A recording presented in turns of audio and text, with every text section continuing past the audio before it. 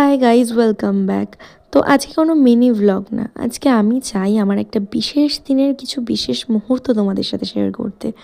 তো চলো। হ্যাঁ, সেদিন ছিল রোববার 21 তারিখ, 21শে ডিসেম্বর।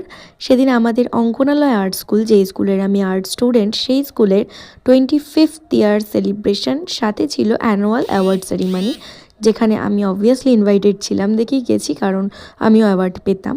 সময়ের বেশ কিছুটা আগে পৌঁছে একটা লাভ হয়েছে, একটা সুন্দর ভিডিও দেখতে পেরেছি, যেটা দেরি করলে আমি দেখতে পেতাম না।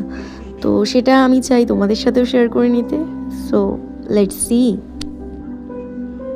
এই স্কুল অ্যাফিলিয়েশন নিল সর্বভারতীয় চারু ও কারুকলা নিকেতন থেকে।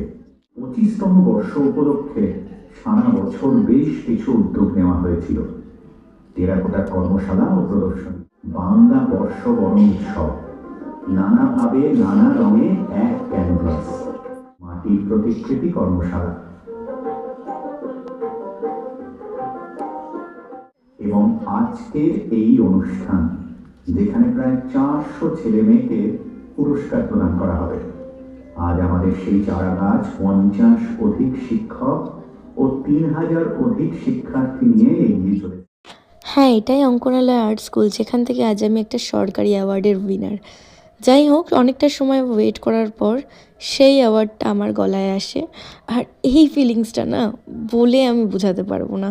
বাট ওই টাইমে আমি এতটাই নার্ভাস ছিলাম, আমাকে দেখে কতটা বোঝা যাচ্ছে আমি বোঝাতে পারবো না, বাট আমি ছিলাম নার্ভাস, জানি না কেন, বোঝাতে পারবো না।